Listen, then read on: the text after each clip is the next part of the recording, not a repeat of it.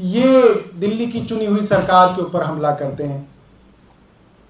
हमने पिछले 2 हफ्तों में देखा, विनय सक्सेना जी जब खादी उद्योग के चेयरमैन थे, उनके ऊपर 3 बड़े गंभीर आरोप लगे हैं। पहला, नोटबंदी के समय उन्होंने अपने पुराने नोटों को नए नोटों में बदलवाया, और इसके बारे में और कहीं नहीं, उनके खादी ग्राम उद्योग के हेड कैशियर का लिखित बयान है कि विनय सक्सेना जी के दबाव में विनय सक्सेना के पुराने नोटों को बदला गया। हमने कहा आप जांच कराइए, वो जांच कराने के लिए बिल्कुल तैयार नहीं है। दूसरा आरोप लगा, विनय सक्सेना जी ने अपनी ही बेटी को खादी ग्राम उद्योग के चेयरमैन रहते बॉम्बे में खादी लाउंज बनाने का काम अपनी बेटी को दे दिया। हमने कहा कोई प्रोसीजर तो फॉलो हुआ होगा भाई, एक सरकारी तंत्र है, उसका एक प्रोसीजर के बिना आप किसी को कोई काम नहीं दे सकते, और अपनी बेटी को तो प्रोसीजर फॉलो करके भी नहीं दे सकते। आप जांच करवाइए। एलजी साहब जांच करने के लिए बिल्कुल तैयार नहीं है। उन्होंने एक बार नहीं कहा कि मेरी जांच करवा लीजिए, मुझे कोई दिक्कत नहीं। वे जांच से भाग रहे हैं। 2-3 दिन पहले माननीय सांसद संजय सिंह जी ने बहुत गंभीर आरोप लगाया। पटना हाई कोर्ट का एक ऑर्डर दिखाया, जिसके अंदर पटना हाई कोर्ट ने खादी ग्राम उद्योग को यह ऑर्डर दिया कि आप जितने भी कारीगर हैं खादी के, उनको बैंक अकाउंट में सीधा पैसा दीजिए। अब बैंक अकाउंट में सीधा पैसा देने की कवायद प्रधानमंत्री मोदी जी की, और वो खुद कहते हैं अगर पैसा कैश में दिया जाता है मतलब उसके अंदर लूट होती है। जन धन योजना बना के मुझे तो लग रहा है हिंदुस्तान में सबके अकाउंट बना दिए थे मोदी जी ने। उसके बावजूद 4,55,000 कारीगरों में से मात्र 1,95,000 कारीगरों को ऑर्डर देने के बाद भी आपने अकाउंट से पेमेंट की। बाकी लाखों कारीगरों को आपने कहा कि आपने कैश से पेमेंट की। कैश के पेमेंट के ऊपर तो बहुत सवाल आते हैं, किसी को दिया या नहीं दिया, कोई कारीगर था या नहीं था, इसमें तो करोड़ों की हेराफेरी का आरोप है। एलजी साहब ने इसमें भी नहीं कहा कि मैं जांच के लिए तैयार हूं। हमारा यह मानना है, अपने ऊपर गंभीर भ्रष्टाचार के आरोपों से बचने के लिए एलजी साहब रोज नए नाटक कर रहे हैं। अब ये जो मामला इन्होंने बताया, 1.5 साल पहले तो इसके अंदर सीबीआई पीई कर चुकी है। 1.5 साल पहले सीबीआई ने इसके अंदर पीई दर्ज कर रखी है। अभी तक तो सीबीआई को कुछ नहीं मिला। 3 हफ्ते पहले इन्होंने इसको दोबारा उठा के सीबीआई को भेज दिया। कल इन्होंने तिवारा इसको सीबीआई के पास भेज दिया। भाई आपको इसकी समझ है या नहीं है? मैं पत्रकार बंधुओं को बताना चाहता हूं, इस मामले के अंदर एक भी बस नहीं खरीदी गई, एक भी रुपए की पेमेंट नहीं की गई। इसके अंदर टेंडर प्रक्रिया के अंदर कोई इंक्वायरी हुई और सरकार ने कहा जब तक इंक्वायरी होगी टेंडर प्रोसेस को रोक दिया जाएगा, हम एक बस नहीं खरीदेंगे। आप पूरी इंक्वायरी कर लो, मगर करके बता दो कि गड़बड़ी है या नहीं है। अगर गड़बड़ी नहीं है तो फिर बस खरीदनी जरूरी है। भारतीय जनता पार्टी वाले रोज शोर मचाते हैं, बस नहीं खरीदी, और जब बस के लिए टेंडर किए गए हैं भारतीय जनता पार्टी ने उसकी शिकायत की है, क्योंकि ये चाहते भी नहीं बस हो। तो भाई एक तरफ तो करो, या तो बता दो भ्रष्टाचार हुआ है ताकि वो प्रोसेस खत्म कर दे, नया प्रोसीजर शुरू कर दे, या बता दो कि उसके अंदर भ्रष्टाचार नहीं हुआ ताकि उस प्रोसेस को आगे करें। हमने तो प्रोसेस तभी से रोका हुआ है, 2 साल से ज्यादा हो गया मुझे लगता है वो प्रोसीजर रुका हुआ है। एक बस नहीं खरीदी गई और एलजी साहब सुबह उठते हैं कहते हैं इसके अंदर भ्रष्टाचार हो गया, इसकी सीबीआई की इंक्वायरी कर दो। ये बहुत मुझे लगता है दुर्भाग्यपूर्ण है। और एलजी अब कोई प्राइवेट आदमी नहीं है, वो एक सरकारी पद पे, पब्लिक ऑफिस पे बैठे हुए आदमी हैं। एक ईमानदार आदमी कहता है उस पे आरोप लगा, जांच कर लो। भाई आज मैं भी आपके सामने ये नहीं कहने आया कि सीबीआई जांच ना करे, मैं आपको ये बता रहा हूं कि सीबीआई 1.5 साल पहले पी दर्ज कर चुकी है इसके अंदर। सीबीआई 1.5 साल से इंक्वायरी कर रही है इसके अंदर, और कर लो, कुछ नया निकला है तो और कर लो भाई। हम नहीं भाग रहे इंक्वायरी से। विनय सक्सेना जी भाग रहे हैं, वो तो डरा रहे हैं, धमका रहे हैं, कह रहे हैं कि मैं तुम्हें जेल में डाल दूंगा, मैं तुम्हें डिफेमेशन केस कर दूंगा, मैं ये कर दूंगा, मैं ये कर दूंगा, मगर इंक्वायरी नहीं करने दूंगा। क्यों नहीं करने दोगे भाई इंक्वायरी? इंक्वायरी तो होनी चाहिए। सबूतों के साथ एक सांसद ने आपके ऊपर आरोप लगाया है, सबूतों के साथ 5 विधायकों ने आपके ऊपर आरोप लगाया, और आपके ऊपर आरोप दिल्ली विधानसभा में लगाया गया है। आप इंक्वायरी के लिए क्यों नहीं तैयार हैं? सिर्फ अपनी भ्रष्टाचारों के आरोप से ध्यान भटकाने के लिए एलजी साहब रोज नया नाटक करते हैं। मुझे नहीं पता फाइल पढ़ते भी या नहीं पढ़ते, वरना ऐसा हो नहीं सकता कि एक मामला जिसमें 1.5 साल पहले ही पी दर्ज है, 2 हफ्ते पहले दोबारा इन्होंने सीबीआई को दे दिया, अब वही मामला तिवारा दे दिया। ऐसे तो कल फिर से दे देंगे इसी को, और फिर कहेंगे इसको चलाओ टीवी पे कि भाई एक और चीज हो गई। ये बहुत गलत है। मुझे एक वाकया याद आता है, और जो पुराने पत्रकार बंधु हैं, दिल्ली सरकार को और अन्य सरकारों को कवर करते आए हैं, वो इस मामले को समझ सकते हैं। एक डिपार्टमेंट में नए अफसर आए टॉप पे, और हवा चलाई गई। अफसर साहब बहुत स्ट्रिक्ट है, बड़े सख्त है। छोटी छोटी बातों पे अफसर ने लोगों को सस्पेंड करना शुरू कर दिया। किसी डिपार्टमेंट पे कोई गड़बड़ी हुई तो ऊपर से नीचे तक सबको सस्पेंड, यहां सस्पेंशन, वहां सस्पेंशन, यहां सस्पेंशन, और अफसर के ऊपर आरोप भ्रष्टाचार के काफी थे। तो नीचे वाले अफसर बड़े परेशान कि भाई ये बड़े बाबू जो आए हैं वो चाहते क्या है, यहां इसको सस्पेंड, वहां उसको सस्पेंड, हर एक के ऊपर दबाव, हर एक के ऊपर खौफ, और कोई ईमानदार आदमी भी नहीं है, काफी भ्रष्टाचार के आरोप लेके घूम रहे हैं। तो चाहते क्या है? तो पता चला बड़े बाबू चाहते थे कि ठेकेदार डायरेक्ट संपर्क करें, सीधा ठेकेदार संपर्क करें और परसेंटेज देना शुरू करें। सीधा सीधा जो है पैसा पहुंचाया जाना लगे, और हर अफसर के पास ये मैसेज पहुंच गया सस्पेंड कर करके कि भाई अगर रहना है, नौकरी करनी है, तो ठेकेदारों को कहो सीधा ऊपर जो है मिले और सीधी बातचीत करें। ऐसे काम नहीं चलेगा। कोई प्रश्न हो आपका तो आप पूछ सकते हैं।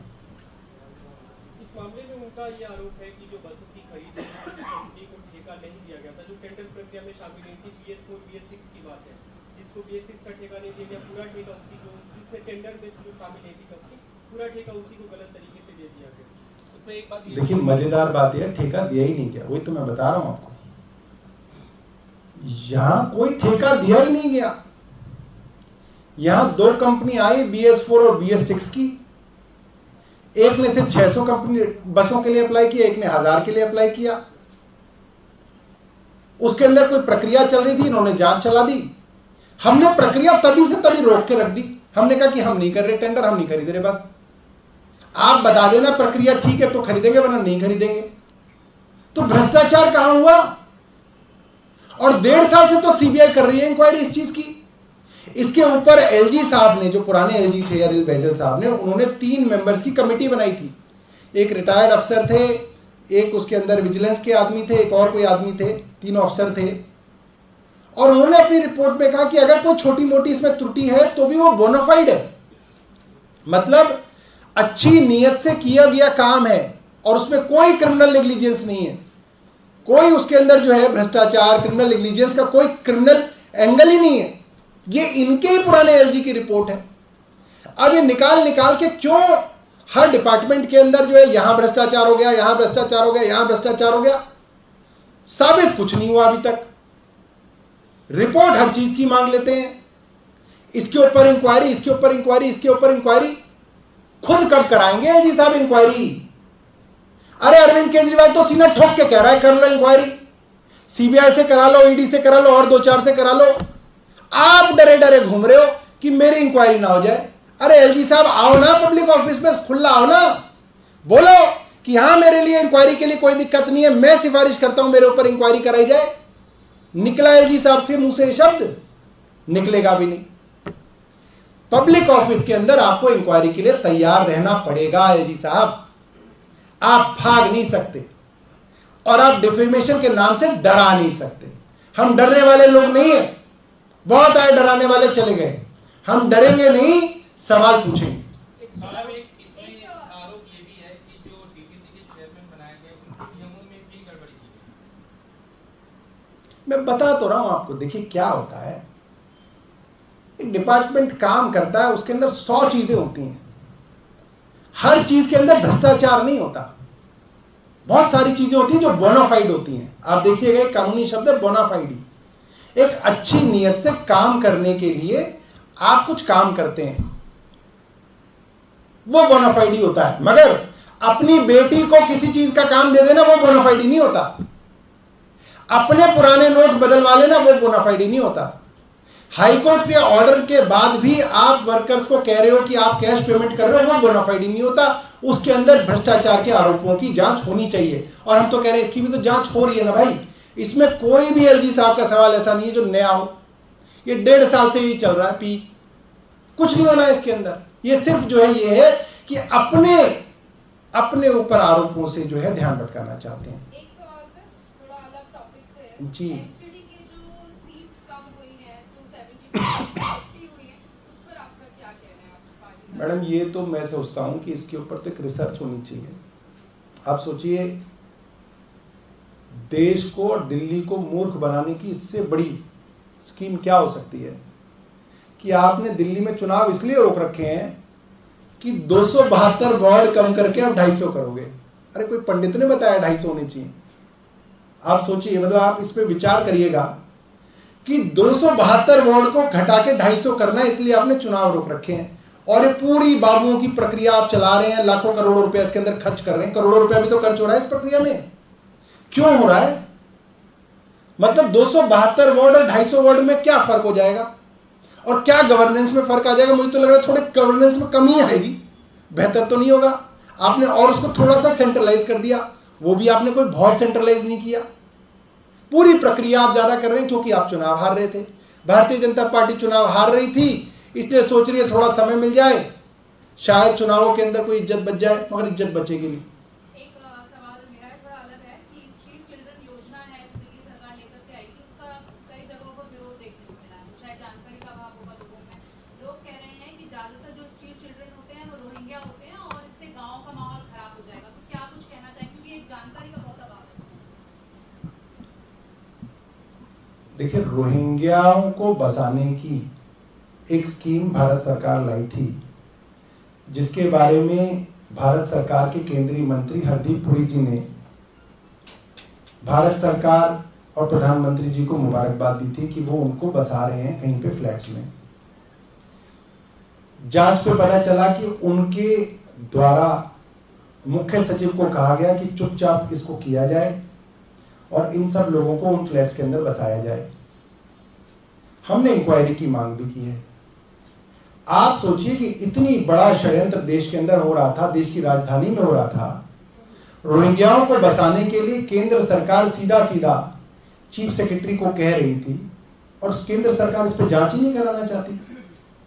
इससे स्पष्ट है दिल्ली के खिलाफ और देश के खिलाफ एक बड़ा षड्यंत्र भारत सरकार कर रही थी और अब चोरी पकड़ी गई तो उसकी जांच भी नहीं कराना चाहती। हम चाहते हैं वो जांच कराई जाए, पता चले कि किसके कहने पे वो अफसर रोहिंग्याओं को दिल्ली के फ्लैटों में बसाने की योजना बना रहे थे और उनके ऊपर सख्त कार्रवाई की जाए, उनके ऊपर देशद्रोह का मुकदमा चलाया जाए, उनके ऊपर सख्त से सख्त सजा दी जाए। मगर ये कार्रवाई होगी नहीं, ये इंक्वायरी होगी नहीं, क्योंकि केंद्र सरकार इसके पीछे था। एक सवाल मनोज तिवारी ने पत्र लिखा है एलजी को, जिसमें उन्होंने ये कहा है कि पिछली बार दिल्ली सरकार ने छठ पूजा पे रोक लगाई थी, जिससे 50 लाख पूर्वांचली जो है वो नहीं छठ मना पाए थे। इस बार भी दिल्ली सरकार ऐसा ही चाहती है, इसके लिए एलजी जो है वो यमुना के तटों को साफ कराए ताकि लोग अपनी छठ पूजा अच्छे से करें। देखिए, मेरी कॉन्स्टिट्यूंसी का वाकया था कि भारतीय जनता पार्टी ने पूरी कोशिश की कि छठ घाट ना बने और हमारी पार्टी के तमाम विधायक और सांसदों ने धरना देके वहां पे छठ पूजा कराई। इस बार भी हो सकता है मनोज तिवारी जी की पार्टी कई जगह छठ पूजा को रोकने की कोशिश करे, मगर हम हर कीमत पर छठ पूजा कराएंगे और भारतीय जनता पार्टी के किसी भी षड्यंत्र को पूरा नहीं होने देंगे। मैं चाहूंगा भारतीय जनता पार्टी के भी जितने भी पूर्वांचल मोर्चा के लोग हैं वे दिल्ली में ही छठ पूजा मनाएं। दिल्ली सरकार न सिर्फ यमुना पे बल्कि दिल्ली के हर विधानसभा क्षेत्र में आर्टिफिशियल पॉन्ड और लेक बनाकर छठ मनाने की भव्य तैयारी करेगी और चाहेगी कि छठ मैया का आशीर्वाद पूरी दिल्ली पे और दिल्ली के मुख्यमंत्री अरविंद केजरीवाल पे बना रहे। सब कुछ हर जगह करेंगे, आर्टिफिशियल पॉन्ड पूरी दिल्ली में बनाएंगे। पहले भी 2 साल पहले भी बनता था ना, जैसे प्री कोविड टाइम्स में बनता था। इस बार जो है सारी चीजें वैसी हो रही हैं। गणेश उत्सव भी इस बार बड़े धूमधाम से दिल्ली में मना। ईश्वर का आशीर्वाद है कि कोविड जो है इस वक्त कम है। दुर्गा पूजा भी परसों मैंने दिल्ली जल बोर्ड के अंदर दुर्गा पूजा की तमाम कमेटीज के साथ मीटिंग की और अलग अलग विभागों को ये आदेश दिया कि आप दुर्गा पूजाओं का विसर्जन के लिए उचित जो है काम करें, जगह जगह जो उनके पॉन्ड्स बनाएं। तो दुर्गा पूजा भी बहुत बढ़िया और शानदार बनेगी इस बार। दशहरा भी धूमधाम से बनेगा और छठ